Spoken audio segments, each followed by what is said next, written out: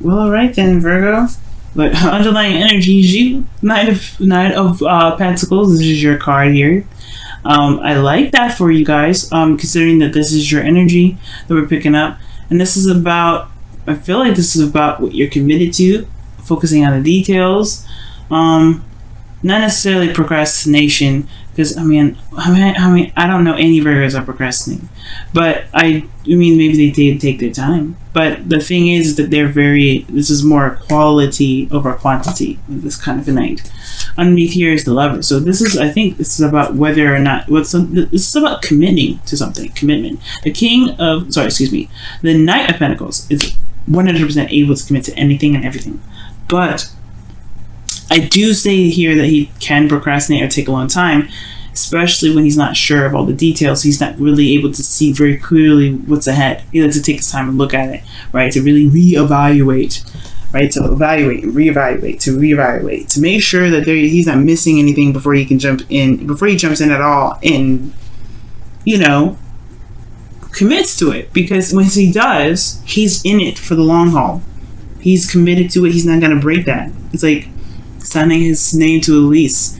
When he says he's doing something, he's doing it. And that's you guys, right? You guys will say, like, if you guys say you're going to do something, you're going to do it. Unless something ultimately has to give, right? And you can't do it, and you have to change it. You're changing your mind, and you're doing it. But there is this like slow behavior that comes up with looking at the details. You have to be slow, right? You have to take your time with it, because you're gonna miss something if you don't take your time. If you don't slow down.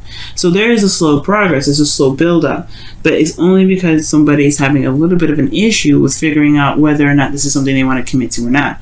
And like I said before, the Knight of Pentacles does not have a problem with committing. It's not like the Knight of Wands. He's not flaky. He doesn't, jump in one minute and say never mind the next second when things get serious. He's in it for the long haul. But that's why he's so slow, because he wants to be sure whatever he goes into is legitimate. Like he's willing to sit through that for however long it takes to make it happen. Now, your situation here is very interesting. You have Justice here, which does communicate to me that there is maybe contemplation of marriage. And the reason why I say that is because of the Empress and the Lovers. Now, if I had the Four of Wands, I'd be more prone to be like, hell yeah, somebody's getting married, or somebody's something like that. But we take that with a very small grain of salt. I don't have all the cards that I like to see here to say that 100%. You know what I'm saying?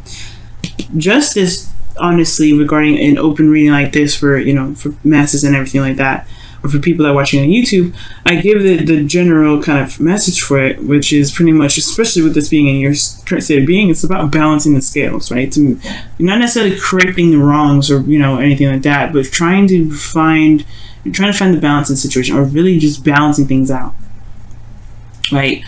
Evening the odds, right? It's just kind of like making sure things kind of sit on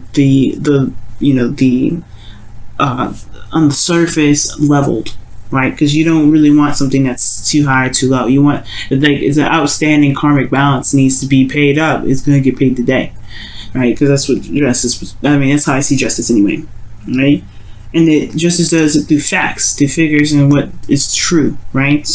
So I feel like there is this kind of balancing situation. Maybe there's a settling or an apology or something that's being, being hashed out and made amends, right, in a way.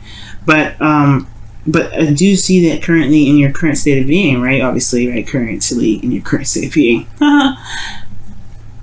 I do see that justice is saying, like, there is a time of balance going on. There's a time of like some settling or some, or I don't know if this is necessarily divorce. I'm not getting a lot of back cards from this, So it could be that for some of you guys, it may be that you guys are dealing with a divorce, because we have defensive energy and warrior energy or fighting energy, soldier energy here, which is talking about fighting, right, or being combative.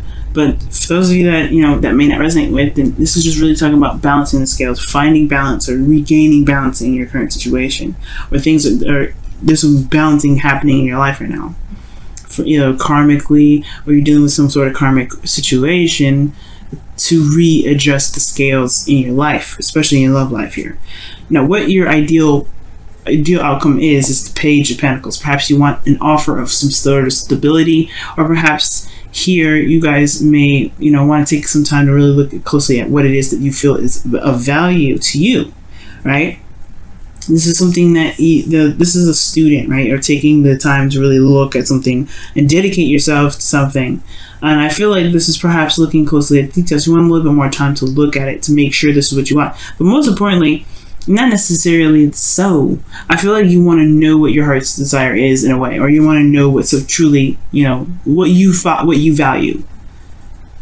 For some of you guys, you may want to offer something to someone. You may want to give something to someone, or something that you feel is, of value, something that's long term, something that you can commit to, something that someone else can commit to. Or there's some sort of commitment potentially you want to hear. But the thing that's keeping you from being able to get to this desired outcome regarding your relationship, something that's, that you can commit to, something that's an offer, something that can, that is a little small beginning towards building something long term, well, Two of Pentacles.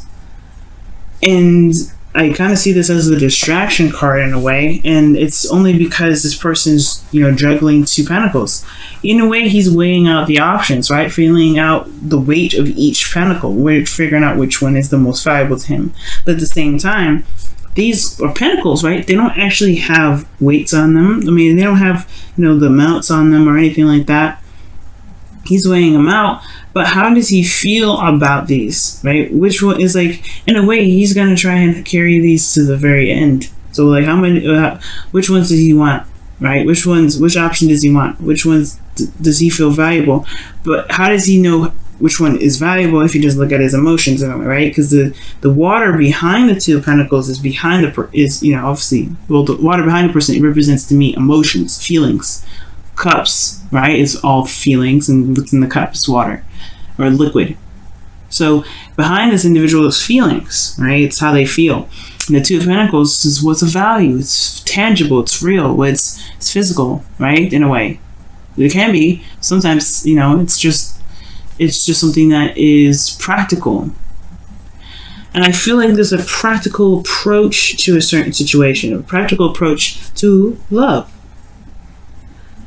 Practical approach to how one feels, and it's good to a certain extent to look at the practicality of things, but when it comes to love, it does kind of require one to look at one's feelings. So I feel like with this here, there is this bit of juggling or trying to maintain or manage some sort of situation in a sense, while you're trying to figure out what is truly how you truly what value you have, or not necessarily what value you have, but what values resonate with how you feel about these two cups, or two pentacles rather. Right? It's not looking at your emotions. It's too focused on the practical. How do you feel about these pentacles? You know what I mean? How do you feel about them? Which option is the most valuable to you? And the reason why the Two of Pentacles is even coming up is because of the Seven of Wands. It's because you stand by something. It's because you stand by something, and it's possibly there's somebody that's also either defensive about something. This is juggling two options here, right? Juggling while you figure out what you want to do with it, which one's of value. And I could feel it. I mean, for some of you guys, it could be that since you have two knights here, and the Empress, which is can be a person as well. It could be that there's two people juggling a situation, and there's balance, right? Maybe there's a decision that's having to be made about two people. That's another story, right? And I'm not getting Three of Cups, Three of Swords, or anything like that. See, it's a third party relationship, other than Two of Cups here, which honestly, guys, that's going to resonate with probably very few in between people. But I wanted to throw that out there for those of you that may be watching for your situation like that, okay? But how I'm going to go through and read this though is the Seven of Wands. So somebody is very defensive about what they're about what they stand for, what they're willing to fight for, what their values are, right? This person is standing for something, protecting themselves. Maybe this person is maybe you guys are looking at the practical aspect of a situation, because you want to protect your emotions. You don't want to put yourself in harm's way. You want to see where the dedication is before you go ahead and leap into something that actually gets your heart involved, which is understandable, right? So with that being said, Your best path to follow is the Knight of Swords. Excuse me. And it's talking about going for it. Just fight for it. Fight for what you believe in. The thing here is, with Justice coming up here, and then the Two of Pentacles, as the blockage for your desired outcome, I feel like this is talking about not just, looking at your emotions and also obviously understanding the value of your emotions, but it's also talking about creating boundaries for yourself, for your relationship, for the person that you're dealing with, right? Putting up some boundaries to protect you, so that way you can proceed and to make decisions that you feel are worth your time, worth your effort, and everything like that, right? And I'm not saying that you guys don't have healthy boundaries, but what I am saying that maybe the boundaries do maybe need to be adjusted, changed, reevaluated, so that way you can make the steps that you want to make and still feel protected here. Right, focusing on the self is one of the things too. But the Nine of Swords talks about fighting for your truth, fighting for what you believe in. It can be a bit combative, but it's honestly talking about going for it, gunning it, and really just kind of knowing that you can handle the situation when situations arise. I'm going to go ahead and pull another card for the Knight of Swords as well to see why the Knight of Swords itself is coming up for your best path to follow. Okay, and you guys have the Knight of Swords, the Six of Swords, about transition, moving forward. It's a transition. It's a transition, right? Because you're leaving behind something that's familiar and traveling to a place that's not so familiar, but it leaves open space for prosperity, for things to start anew. So honestly, you're traveling to a new life in a way. When I see the Six of Swords, it's traveling to a new life. Whether this is external, whether this is really happening, or this is internal, right? Leaving some things behind, leaving some values or more, some thoughts or some beliefs, right? Because that's what swords are: beliefs, thoughts, logic, communication, anything regarding truth behind to find a new truth. Right, but you don't ever forget the lessons, the perspective that you have, which is why this person's carrying the swords with them. But you're not going to be associated with where they came from anymore, right? So with the Knight of Swords, it's like charging in with your truth, charging in with your perspective. Whatever you believe, you have that there with you. Have that knowledge of the self or awareness of yourself to be able to put boundaries, healthy boundaries for yourself, to be able to begin to start something new, to be able to, start something small, but something that can really build to something awesome. Now, how you feel, guys? You feel excited. For some of you guys, this could be that could be connecting with an ex here, because the Ace of Wands it can be the rekindling of a flame. It can be. It doesn't have to be always. But the Ace of Wands is an exciting new beginning. It's exciting.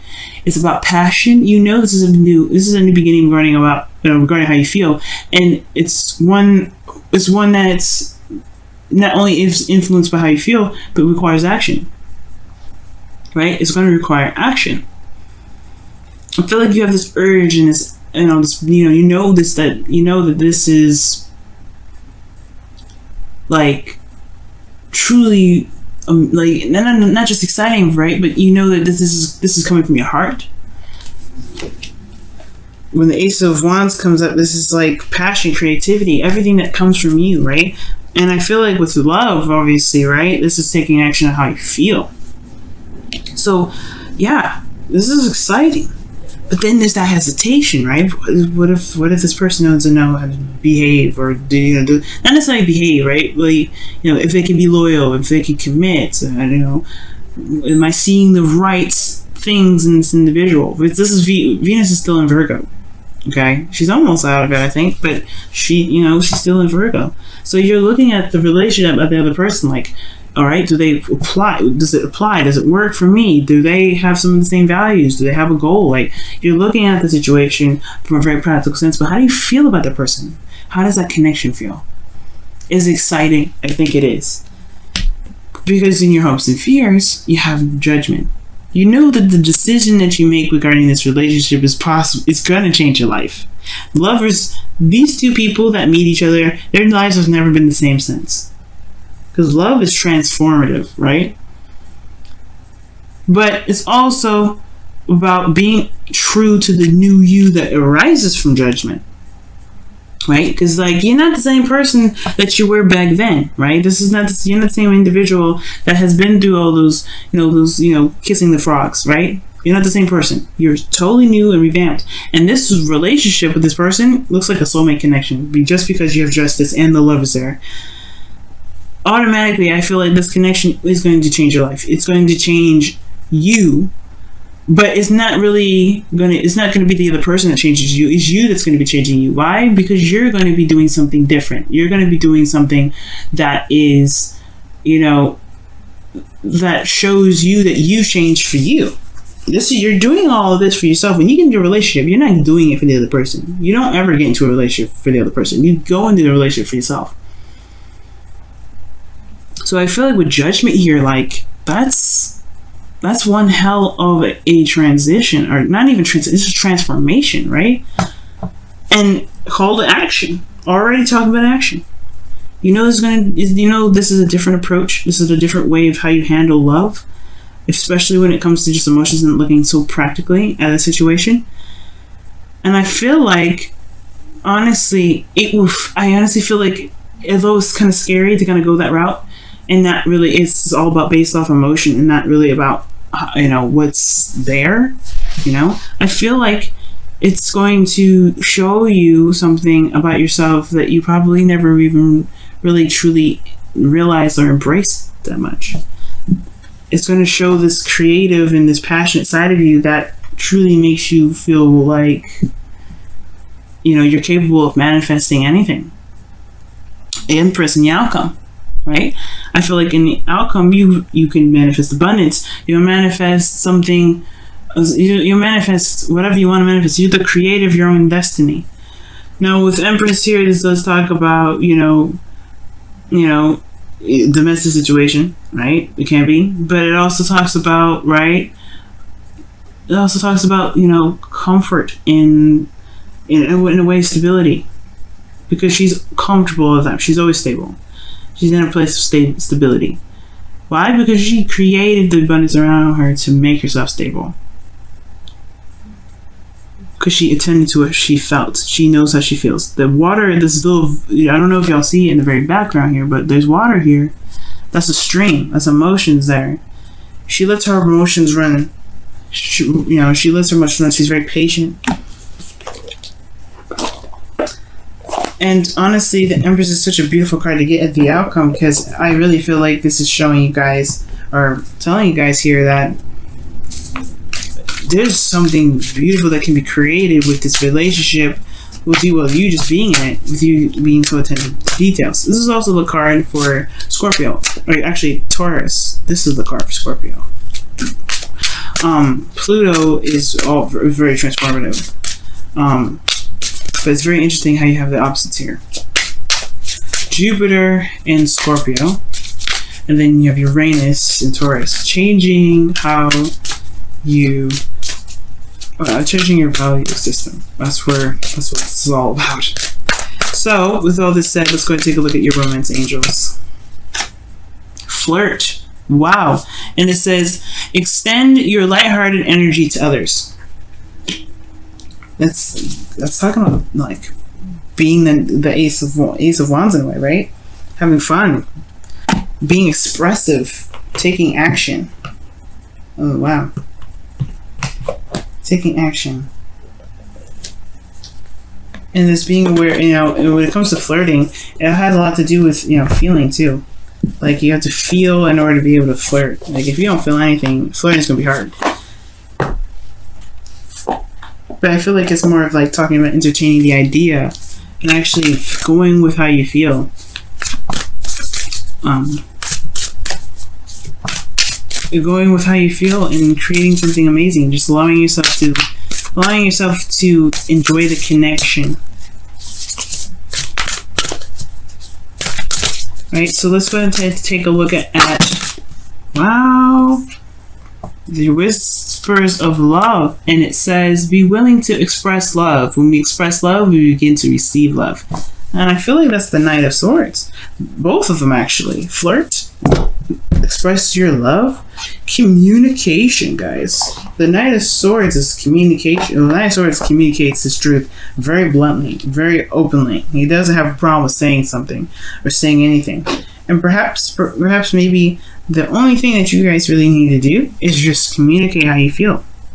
Right? The Knight of Swords is like saying, hey, you know your truth, speak your truth, go for it. You know what you want, you know what your truth is, go for it. Don't worry about this other practical stuff. Just focus on what's going on now. How do you feel? The Knight of Swords, he's impulsive, just like the Knight of Wands. He kind of runs in fast than the Knight of Wands. He's the fast one. I feel like he's the fastest knight because he knows the truth and he goes with it. He runs with it. He just goes. Nothing's stopping him. Nothing's keeping him from doing anything. Nothing's keeping him from being able to just express what he wants. And I feel like just allowing yourself to just be, allowing yourself to feel, allowing yourself to just go with it. You can create so many beautiful things because of your attention to detail, because of what you feel is valuable, and you can connect those two and create those beautiful things.